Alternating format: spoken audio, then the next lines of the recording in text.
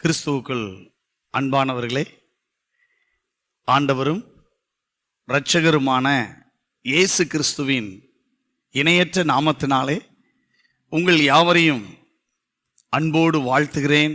உங்களை வரவேற்கிறேன், உங்களை ஆசீர்வதிக்கிறேன். நம்முடைய ஆண்டவர் நம்மை மகிமைப்படுத்துகிறவர். நான் உன்னில் மகிமைப்படுவேன் என்று சொன்னவர் உங்களில் அவர் மகிமைப்படுவாராக. நம்முடைய சிந்தைக்கான தேவனுடைய வார்த்தை மத்தேயு எழுதின சுவிசேஷம் 5வது அதிகாரம் 16வது வாக்கியம். Gospel of Matthew chapter 5 verse 16. இவ்விதமாய் மனுஷர் உங்கள் நற்கிரியைகளை கண்டு. இந்த 16வது வசனத்தின் முதல் பகுதியை மட்டும், அதிலே ஒரு வார்த்தையை மட்டும் உங்களோடு நான் பேச விரும்புகிறேன். அது என்னவென்றால், நற்கிரியைகளை கண்டு. இவ்விதமாய் மனுஷர் உங்கள் நற்கிரியைகளை கண்டு. அதாவது, இந்த உலகத்தில் நம்ம எப்படினாலும் வாழ முடியும். ஆனால் அதற்கு நம்மை அழைக்கவில்லை. தேவன் நம்மை அசுத்தத்திற்கு அல்ல, பரிசுத்தத்திற்கே அழைத்திருக்கிறார். அப்படியானால் அப்போஸ்தலர் 1வது அதிகாரம் 8ஆம் வசனம் சொல்லுகிறது, உலகமெங்கும் நீங்க சாட்சிகளா இருப்பீங்க. இப்ப இயேசு இந்த பகுதியில் சொல்றாரு, மனுஷர் உங்கள் நற்கிரியைகளை கண்டு பரலோகத்தில் இருக்கிற என்ன மகிமைப்படுத்தணும்பா. இன்னைக்கு உங்க கிரியைகள் எப்படிப்பட்டதா இருக்கின்றன? உங்க செயல்கள் எப்படிப்பட்டதா இருக்கின்றன? கொஞ்சம் யோசித்து பாருங்க. நற்செயலாய் இருக்கின்றனவா, துர்ச்செயலாய் இருக்கின்றனவா? எது பரலோகத்தில் இருக்கிற பிதாவை மகிமைப்படுத்தும்னா, நல்ல செயல்கள், நற்கிரியைகள், நல்ல விஷயம். அதனாலதான் இயேசு கிறிஸ்துவின் ரத்தம் நம்மை கழுவுகிறது. அவருடைய வார்த்தையினாலே நாம் சுத்தமாகிறோம். நம்ம பழைய மனிதனை களைந்து போட்டு புது மனிதனை தரித்திருக்கிறோம்.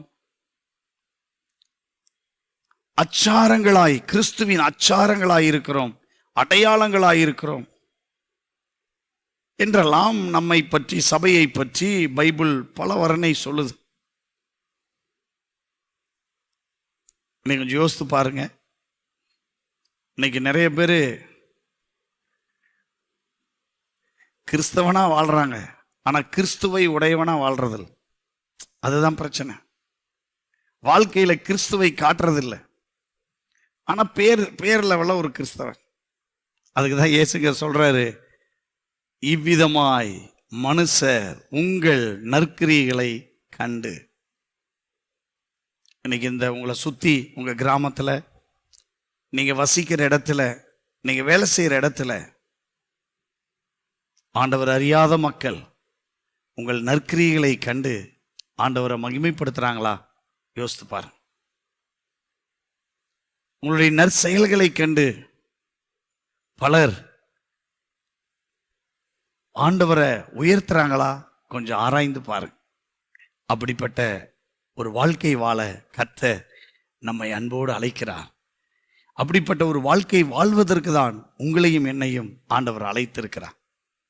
எனவே நாம் இந்த வார்த்தையை மனதிலே வைத்துக்கொண்டு நற்கிரியைகளோடு வாழ்வோம். அதற்கு பரிசுத்த ஆவியானவர் நம்ம எல்லாருக்கும் கிருபை தருவாராக. May God bless you. ஜெபிப்போமா. அன்பின் பரலோக பிதாவே, எங்கள் நற்கிரியைகளை காண்கிற பலர் உம்மை மகிமைப்படுத்தணும். அவர்கள் காணும் பொழுது நற்கிரியைகள், நற்செயல்கள், அவைகளை அவங்க பார்க்கணும். நீர் வெறுக்கிற, நீர் விரும்பாத எந்த செயல்களையும் அவர்கள் பார்க்கக்கூடாது. அப்படிப்பட்ட ஒரு வாழ்க்கை வாழ என்னையும் எங்களையும் அர்ப்பணிக்கிறோம். உங்க சித்தம் பரிபூர்ணப்படட்டும், உங்க நாமம் உயர்த்தப்படட்டும். இயேசுவின் மூலம் பிதாவே, ஆமென். May God bless.